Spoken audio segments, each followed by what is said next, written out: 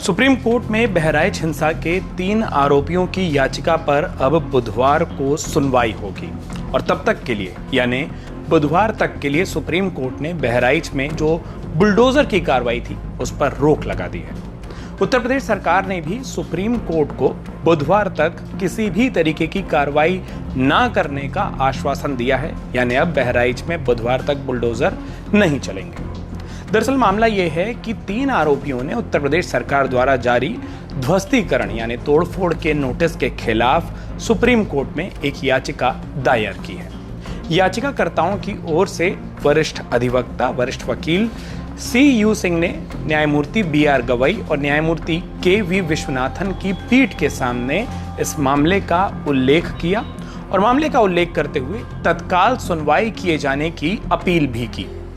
वकील ने कहा कि राज्य सरकार ने नोटिस का जवाब देने के लिए लोगों को केवल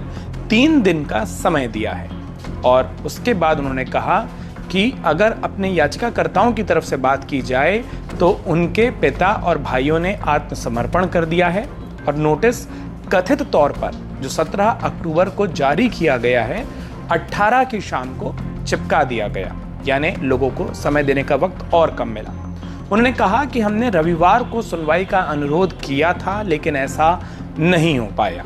इस मामले में उत्तर प्रदेश सरकार की ओर से पेश होने वाले अतिरिक्त सॉलिसिटर जनरल KM नटराज ने अदालत से कहा कि इलाहाबाद उच्च न्यायालय ने इस मामले पर विचार किया है और लोगों को नोटिस का जवाब देने के लिए 15 दिन का समय दिया गया है।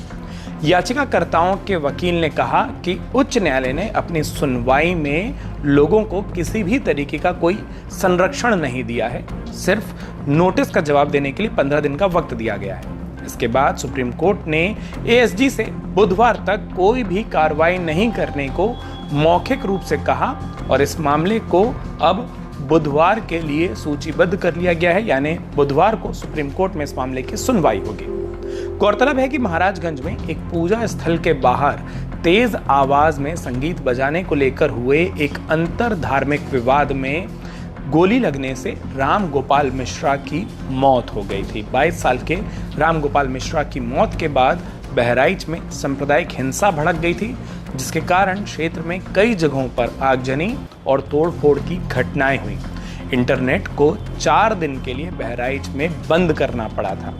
आपको ये भी बता दें कि महसी के महाराजगंज कस्बे में, जो बहराइच की महसी तहसील है उसके महाराजगंज कस्बे में विसर्जन जुलूस पर हुई पत्थरबाजी और राम गोपाल मिश्रा हत्याकांड के बाद उत्तर प्रदेश सरकार के लोक निर्माण विभाग यानी PWD ने मुख्य आरोपी अब्दुल हमीद समेत 23 लोगों के घरों दुकानों पर अतिक्रमण का नोटिस चस्पा किया था, जिसमें नोटिस में लिखा था कि 3 दिन के भीतर उन सभी लोगों को अपना पक्ष रखते हुए ये बताना था कि उनके उस अवैध अतिक्रमण को तोड़ा क्यों ना जाए, जिस पर इलाहाबाद हाई कोर्ट ने रोक लगा दी थी और लोगों को जो जवाब देने की मोहलत है उसको बढ़ाते हुए 15 दिन के लिए कर दिया था।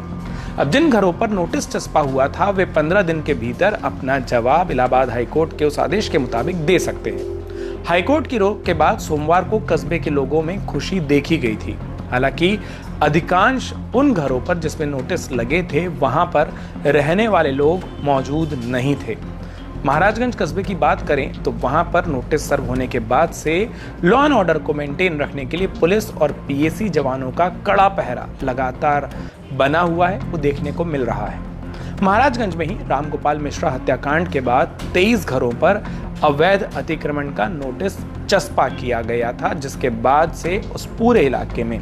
बुलडोजर कार्रवाई की एक दहशत फैल गई थी। लोगों को जब नोटिस में ये लाइन दिखी कि उनको 3 ही दिन में उस नोटिस का जवाब देना है तो लोगों ने जवाब देने के बजाय अपने दुकान और घर में रखे सामानों को हटाना शुरू कर दिया था। नोटिस जिन घरों या दुकानों पर लगा उसमें से अधिकतर लोग वहां से सामान निकालकर दूसरी जगहों पर या अपने अपने पैतृक घरों पर चले गए थे। इन सब के बीच रविवार को हाई कोर्ट से जो 15 दिन की मोहलत आई वो इन लोगों के लिए कहीं ना कहीं थोड़ी सी राहत देने वाली खबर थी और कई ऐसे लोग जिनकी दुकानें वहां पर थी वहां पर वापस लौटे और दुकान में कामकाज करने की कुछ कोशिश भी की। अधिकांश घरों पर लेकिन वो घर खाली दिखे। सोमवार को वहां पर जो ग्राउंड पर, जिस जगह पर हमने ग्राउंड रिपोर्ट की, वहाँ पर अधिकांश घर जिनमें नोटिस चस्पा किए गए थे वो खाली थे, वो बंद थे। वहीं दुकानों की बात की जाए तो दुकानों पर लोग तो मौजूद थे, लेकिन वो बात करने से कतरा रहे थे। इसी में अभी भी इसी बात से समझ आया कि लोगों में अभी भी उस पूरी बुलडोज़र कार्रवाई को लेकर एक शंका का माहौल है, सशंकित हैं बुलडोज़र चलने को लेकर, और इसीलिए घरों पर खास तौर पर लोग नहीं लौटे। लेकिन दुकानें खुलती दिखाई दी, क्योंकि एक तो उससे व्यापार होना था, दूसरा जो लोग पूरा सामान वहाँ से नहीं समेट पाए थे उस सामान समेटने की कोशिश करते सोमवार को भी दिखाई दिए।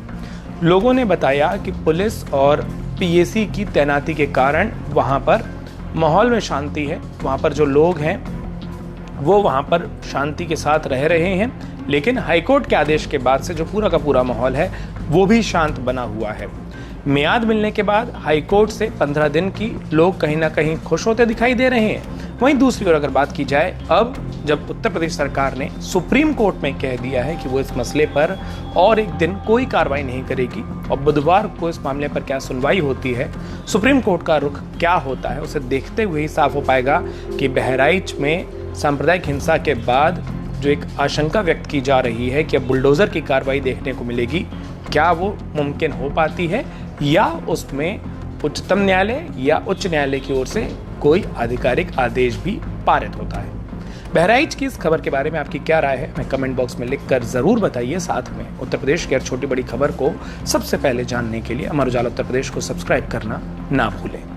अगर आप ये वीडियो YouTube पर देख रहे हैं तो हमारे चैनल को सब्सक्राइब करें और बेल आइकन को दबाना ना भूलें। अगर आप Facebook पर ये वीडियो देख रहे हैं तो हमारे पेज को लाइक करें।